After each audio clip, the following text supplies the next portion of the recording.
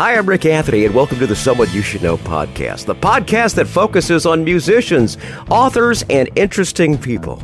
We like to say we're making a difference one artist at a time. So sit back, have a cold one, and get ready to meet someone you should know.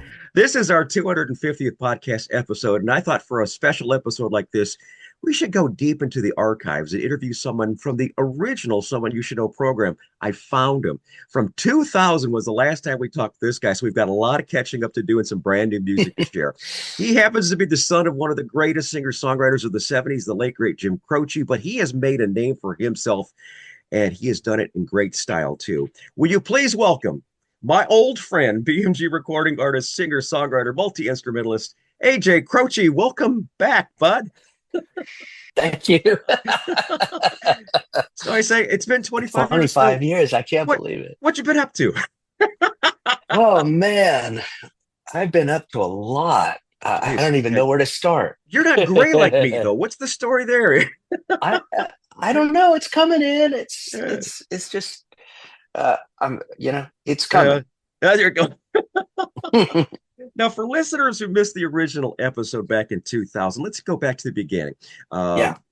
You weren't even two when your father passed, but his music is part of your DNA. And I understand that you had some paid performances by the age of 12.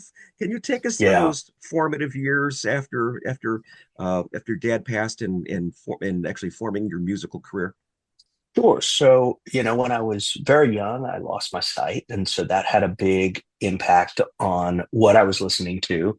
My father's collection, his record collection, was really amazing. And it really inspired me as much as anything else to want to play music. And Ray Charles was my gateway drug. He was the first thing that I heard. And being a kid that, lost his sight, it was right. And then Stevie Wonder and all of these blind blues artists, Blind Blake and Blind Willie McTell and Blind Lemon Jefferson and so on and so forth.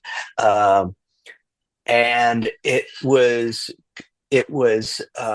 so deep. There was soul and R&B stuff and old rock and roll, and Little Richard and New Orleans stuff like Lee Dorsey. And there was, of course, Sam Cooke and lots of folk and country and just everything, early jazz.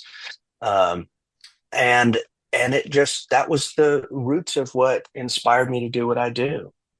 It's amazing too. Let's talk about that early performance at the age of 12. Do you remember that particular night? Of course, I remember it. An afternoon, it was for a bat mitzvah. It was the party, and I was 12, and someone, the father of the young woman who had just had the ceremony, asked if I would perform. And so I played for about 30 or 40 minutes and and I got paid $20. And I remember playing. I mean, I thought to myself, if I can do this now, if I can just keep playing, I'll be able to do this for a living. And it resonated. I knew exactly what I wanted to do. I think it was, it just felt right, and I've been playing since I was playing piano, certainly since I was, an infant, right? Crawling up to the piano. So it was always there. It was in my head, and it was in my ears. Yeah, absolutely. And your DNA too, as far as that goes. It's strange. I did pretty much the same thing. By the age of 12, I knew I wanted to be on the radio. That's all I wanted to do. And and here I am, even years after I've retired, I'm still doing something involving radio. Yeah. When did you regain part of your sight back? It took about 6 years. It sort of and only partially in the left eye. It took about 6 years, and then it started to level out, and now I have these tinted lenses so that I can see contrast a little better and depth, have a depth perception. And so, it was just, I was really lucky to be able to see anything. Absolutely. I mean, a lot of people just go through life, without it. And a lot of people are deaf in the same situation. Your new album, it's your 11th studio album. It is called Heart of the Eternal. All right. Since we talked in 2000, how is your style of songwriting and music changed? I don't know if it's changed. I think my style is to draw from a lot of different inspirations. And Okay. so, given any moment in time, my inspirations might be different. I might be drawing from this unique tonal sound, or I'm looking for this, or I'm looking for, it could be drawing from different influences, different cultures, different this or that storylines. I might have six different sort of stories in my head that I try and communicate in different ways. So it at any given time. So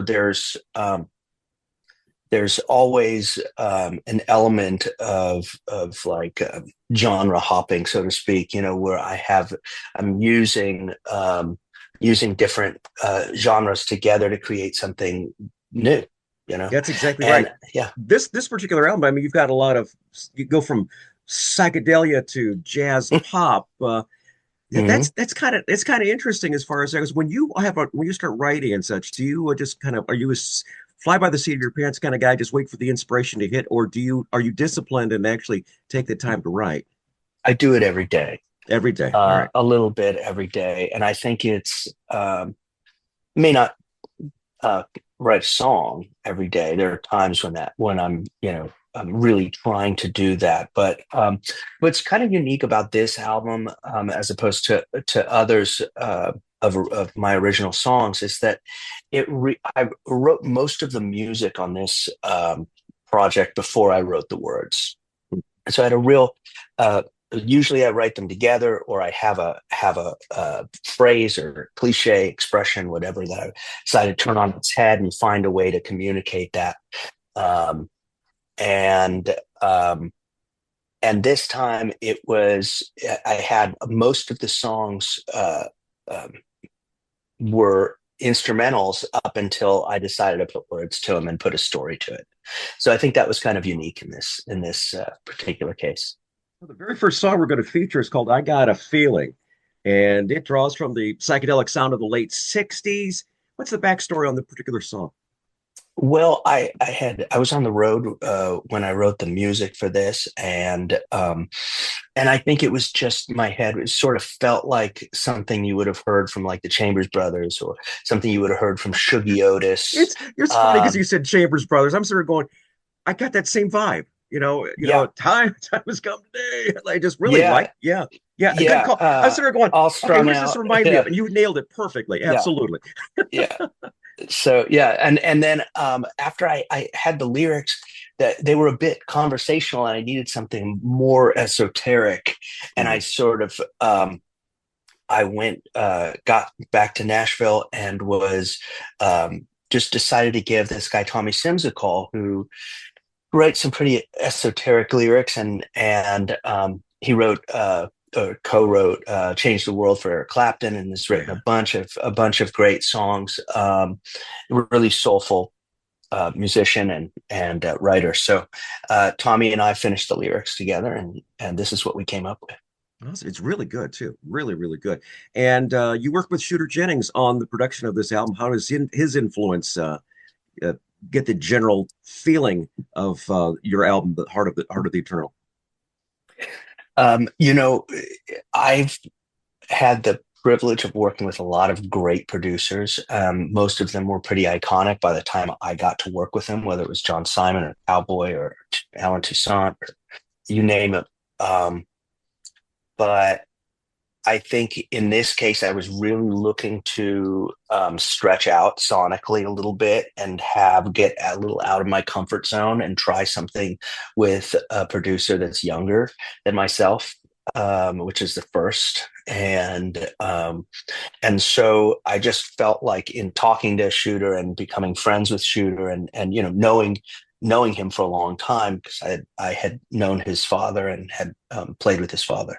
Um, on an occasion, and I think it was just like this natural thing. And he has such a broad palette to work with.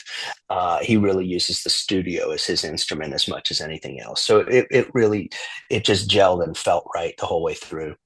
Awesome. Very good. Well, we're going to check it out here. New music from BMG recording artist AJ Croce is from his album called Heart of the Eternal. Here's I Got a Feeling on the Someone You Should Know podcast.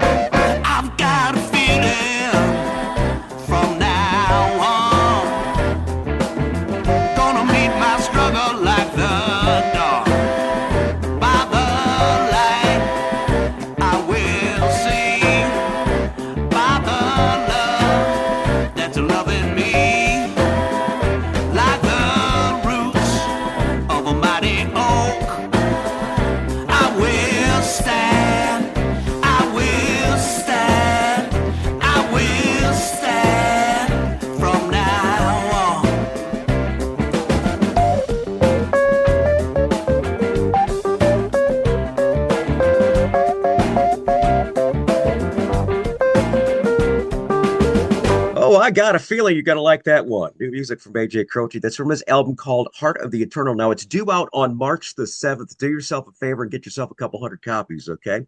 Now, the link to the video of that song can also be found in the show notes. So go down to the show notes and check out the video of that. And we've got more great music from AJ coming up in a second. But first, I want to say, hey, thanks for tuning in to the Someone You Should Know podcast.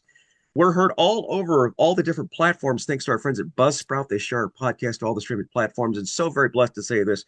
Over 2,770 cities in 102 countries around the world have tuned into the podcast.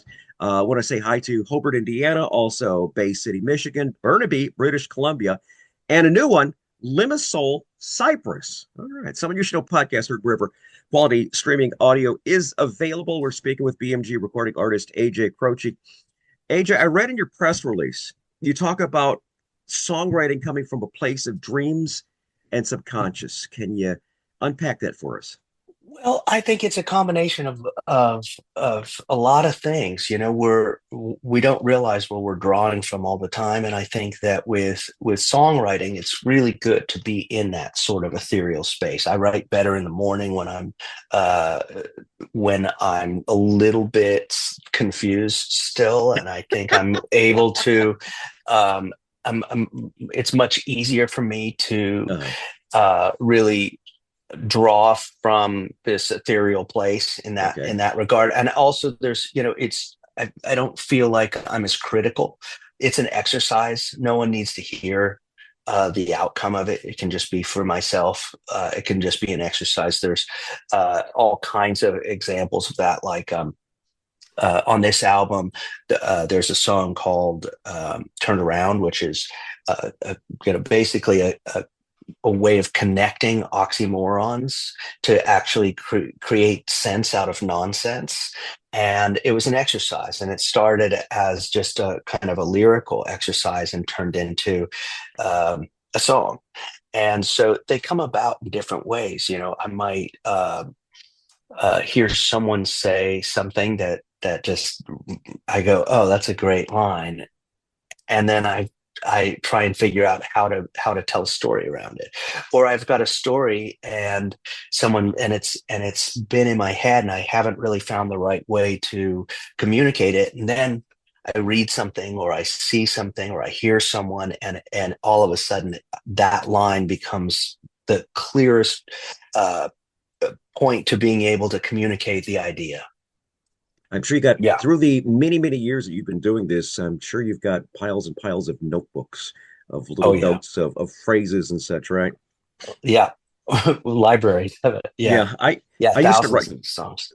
back when I interviewed you a long, long, long time ago. I was working at the All Star Radio Network, and Hmm. I used to we used to produce parody songs. We used to do a variety of fake commercials and such like that. Oh yeah. And Yeah. I'd always have a notepad by the side of my bed and also by the bathroom throne, Hmm. because that's where your thinking is just most lucid, where you start going, hey, that's a great idea. Let me write that down, because if I would have said, oh, just wait till later. Well, So I there you mean, go. it can happen anywhere. Yeah. I mean, I think I walk every day, and a lot of times that's the time when I'm thinking about something, and in finishing an idea, it might be the best place. But as long as you stay really open to anything, Mhm. there's you just want to find the best way, the simplest way, most interesting, simple way of telling a story, because simplicity is king, but also um, there needs to be some universality to it. Universal story. It really resonates for people, and I Right. think for myself included in that way. Very good. Now, you've worked with some incredible artists, one of which you said one of your inspirations, Ray Charles. You've worked with B.B. King. You've worked with a variety of great individuals. Hmm. Any particular moment stand out as one of your all-time favorites and say, gosh, I can't believe I got a chance to work with? There were so many of them. Of course, Ray Charles, that was a big one. James Brown, Aretha. Getting being on stage with Willie Nelson, that's great. There were a lot. There's been so many, and just writing as much as I did with Leon Russell was like that. Sitting in the room and working with Alan Toussaint sitting next to me Oh, while I'm playing piano, to me was like, he's one of my heroes, and mine having too. him taking notes on what I'm doing, and just getting to work with him as a producer, and becoming really friendly with him, and having him come and sit in with me when I play in New Orleans was, I mean, it was just, there's so many. um, Sitting at a table with Toots Thielemans in Belgium, and passing a guitar around, and singing songs, and Oh, listening to him, geez. I would have loved to have been a whistle, fly on the and wall for that one. I mean, just there's just so many cool uh, opportunities, just because of I guess putting myself out there to do what I love. Next song we're going to feature is a song called Complications of Love. It's from the album called Heart of the Eternal, once again due out on the 7th of March. Can you Mhm. tell us the backstory of Complications of Love? Yeah, so I had this piece of music, like I mentioned before, that was sitting with me for a little while, and it was drawing from a lot of different influences, these romantic genres of music on the Mediterranean, and the Django Reinhardt and the tangos from Argentina, and even the solo section, which was an etude I played on piano, Chopin etude, which I um, clumsily stole for the guitar solo that I play with the violin. And it was just one of those things where once I sat down to write it with my collaborator Gary Nicholson, it seemed like it just came right out, and we just had to step out of the way so we didn't get in the way of it. And and and so here it is. All right, let's hear it right now. Complications of Love from BMG recording artist AJ Croce, right here on the Someone You Should Know podcast.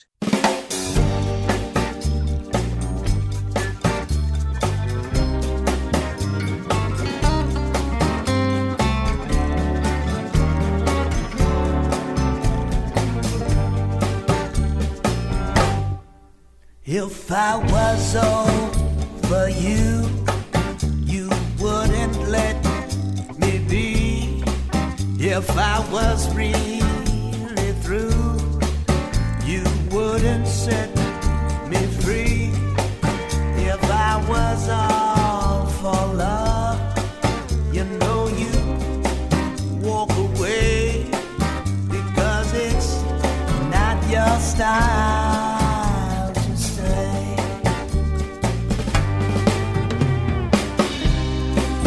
Tried and tried to understand. Now I know I'll never know enough. It's the complications of love.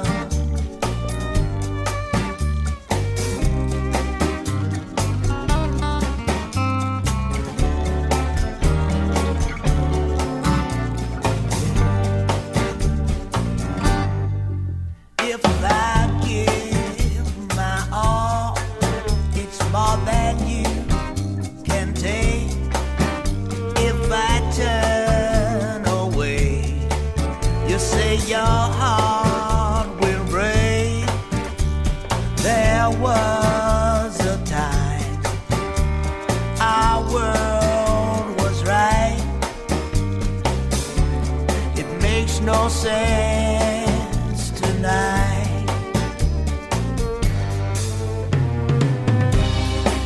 Tried and tried to understand.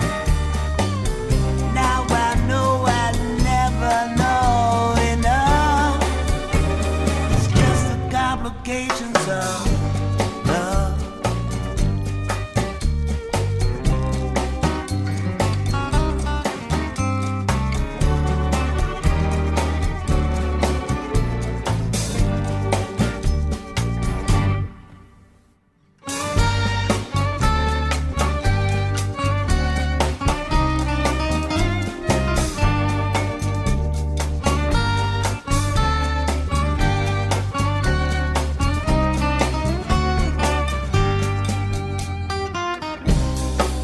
Tried and tried to understand. Now I know I'll never know enough. Just the complications of love.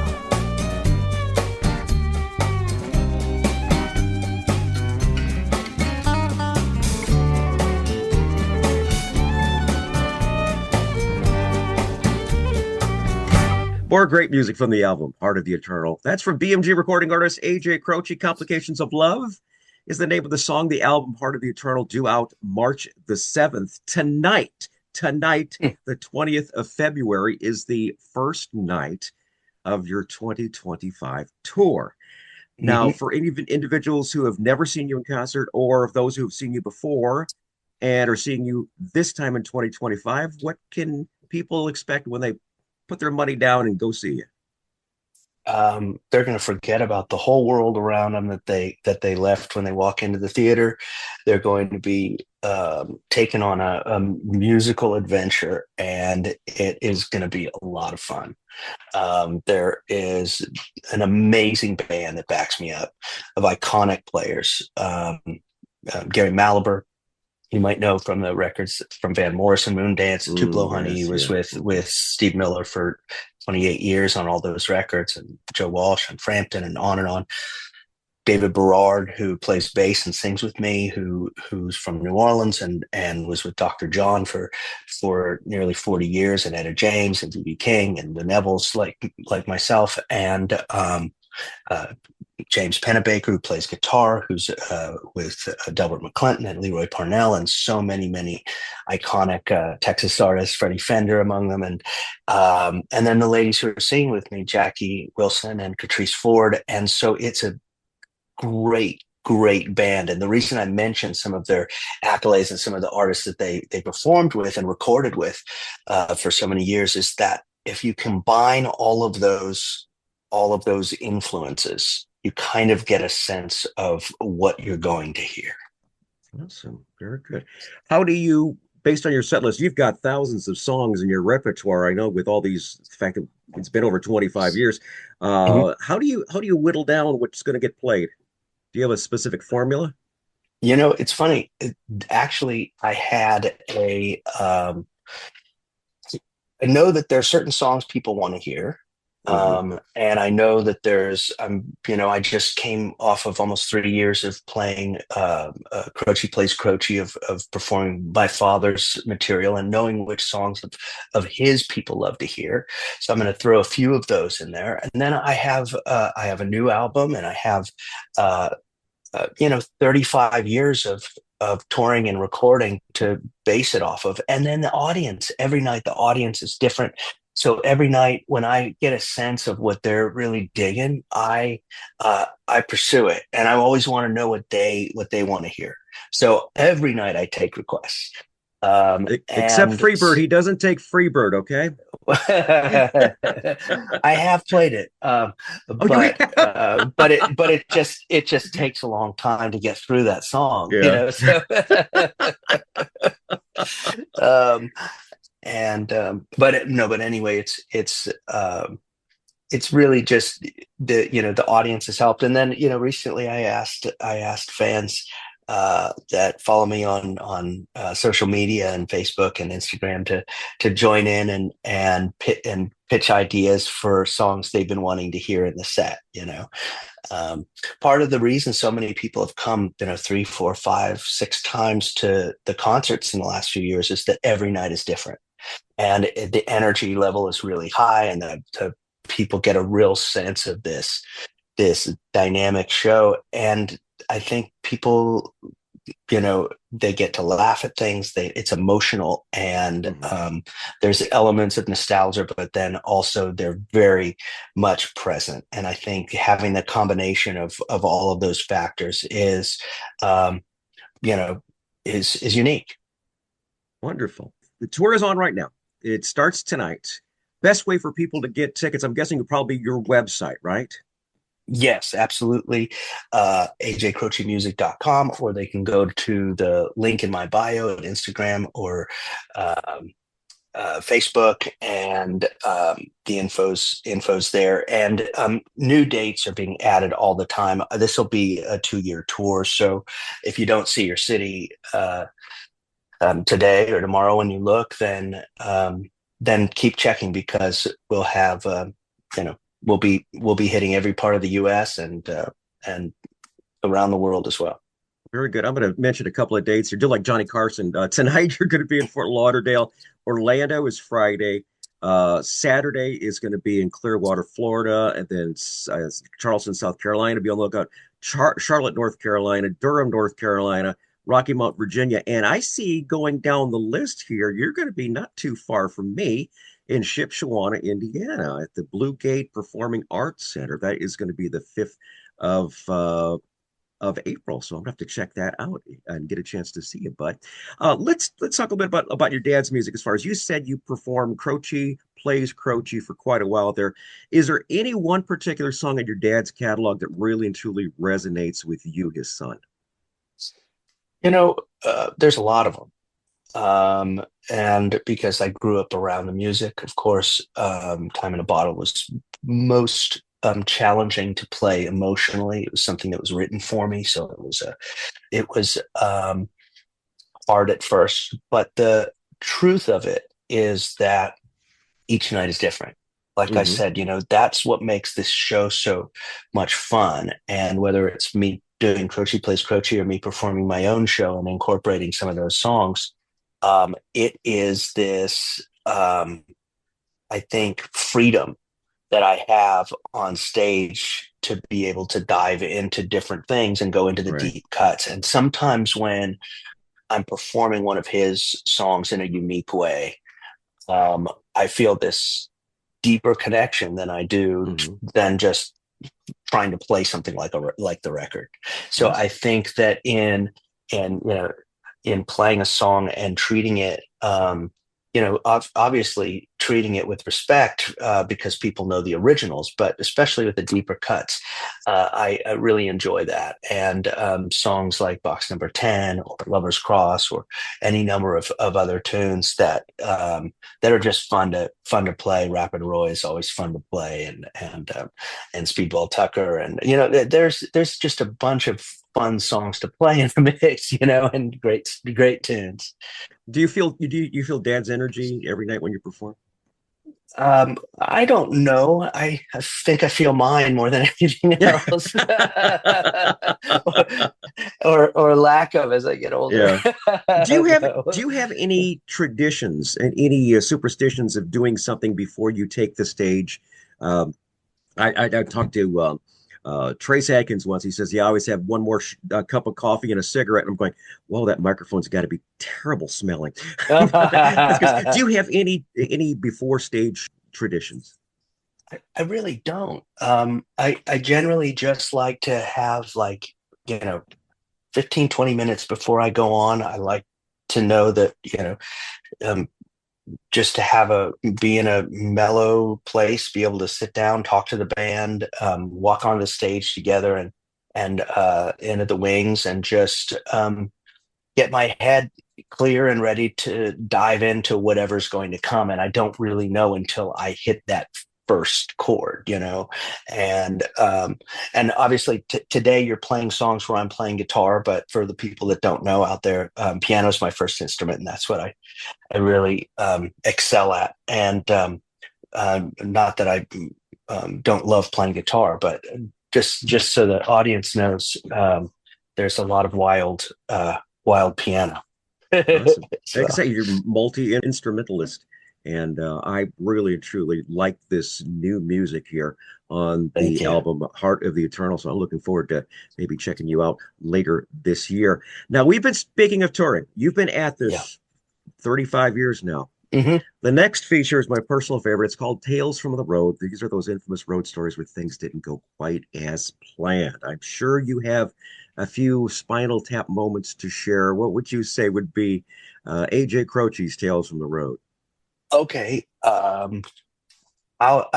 You mentioned this to me as we started this interview, and I was thinking about two in particular. I don't know which one is more interesting, but in the early 90s, right after I signed, I was hired to play this New Year's Eve event in Boca Raton, Florida. And it was this kind of mob joint. And it was the most bizarre mix of celebrities that you could imagine that were assembled at this New Year's Eve party.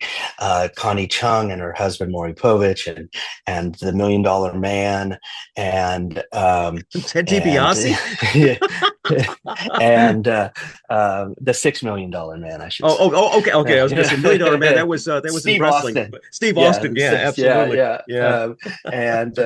and Dave and Wendy from Wendy's. Anyway, it was like this bizarre, like Fellini film of characters that didn't quite match, and I'm at a grand piano, 9-foot Steinway, and the stage is hydraulic, and the band with horns and everything is behind me, and the stage collapses at one point, and I'm nearly crushed by the piano. That's not the great part of this story. As midnight comes, the host of this party decides that they want to make something really special. So the guy had bought at auction the original Moonraker spaceship from the James Bond movie.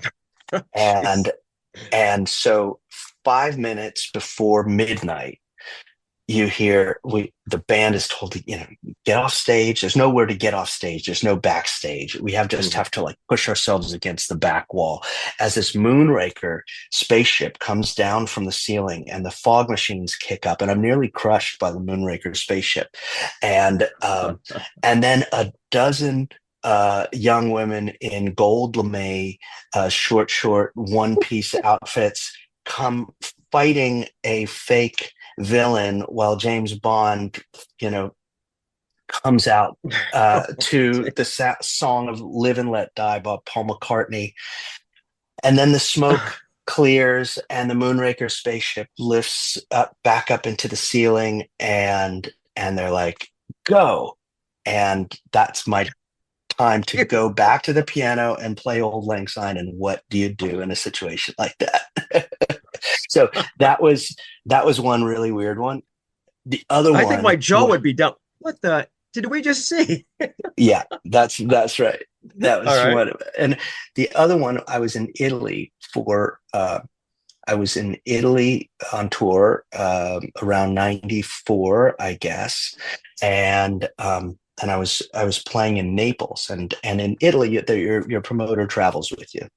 We had a really crazy promoter. His name was Isio Saba, and he was a famous photographer whose photographs had been at the Biennale in Venice multiple times, which is a real feat in itself.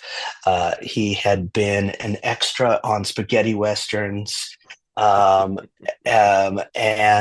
he had played a bit part in a number of adult movies where he was known as the Tongue. So the promoter that we were traveling with, who looked kind of like my grandfather, is taking us around, and people know him as well, if not better than they know us, from all of these different things. Anyway, we get to Naples, and we're playing this theater, and it's sold out. And just as we're about to load in and bring all the gear in, he comes out. He has tears rolling down his face, and he says they decided to move the concert to their new disco. And so they put a sign on the door that says, concert moved to whatever address. And we get to it, and this disco is unfinished, and it's a total mob joint. It is like the quintessential Italian mob. You're just waiting for Tony Soprano to come out, right? Exactly. And so we get there, and the piano was pulled out of a barn. There's hay still in it. There'd been a chicken roosting in the base of this upright piano, and it's the most dangerous electrical setup you can imagine. And the promoter comes over and says, AJ, I'm so sorry about this, but you if you don't play, they're going to hurt you very, very badly. So please just play a short set, and we'll get out of here as soon as we can. Please. That was another one of those crazy moments. You decide which one. I'm using both. We've been speaking with BMG recording artist AJ Croce. Once again, the album is called Heart of the Eternal. It's due out March the 7th. Like I said before, get a couple hundred copies. Get one for every person on your Christmas list, on your birthday list. They'll thank you for it. We got a bonus track we're going to add here, an up-tempo groove called Hey Margarita. Can you give us the vibe on Hey Margarita, AJ? Yeah, it started off with the riff that you hear up top that I'm playing, and it is it just reminded me of something you would have heard Hubert Sumlin play. I don't know if your fans out there are familiar, but Hubert Sumlin was a guitar player with Howlin' Wolf for many years, Chicago blues artist. But I just loved his the riffs that he came up with were so unique. And then it also reminded me a bit of a Link Wray sort of vibe of something. It's really a blues, and it's just that the lyrics are loosely based around Margarita of Master Margarita fame. So unlike many blues songs, it is based loosely around the characters of a Russian novel. Awesome. Very good. Well, great way to wrap up the show here. I really and truly thank you again for being a return guest on our Someone You Should Know podcast, be it 25 years later. It's just a great opportunity to connect with you. And hopefully we'll get a chance to connect with you when you're playing over here in Indiana. So we wish you the very best, AJ. God bless you, man. Good luck on the tour tonight. And congratulations on another fabulous album. Thank you so much. Have a great one.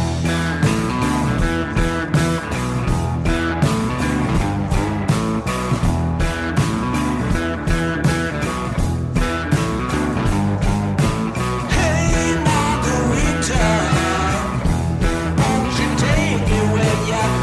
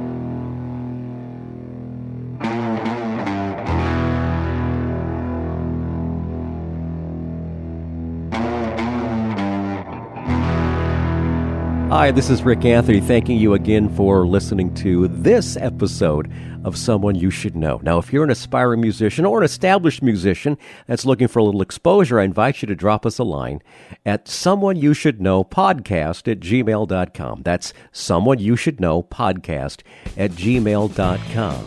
Also, I invite you to tell a friend about the Someone You Should Know podcast. I thank you for tuning in this time, and I invite you to check us out next time on the Someone You Should Know podcast, because you never know who's going to show up. Until next time, remember, God loves you, and so do I.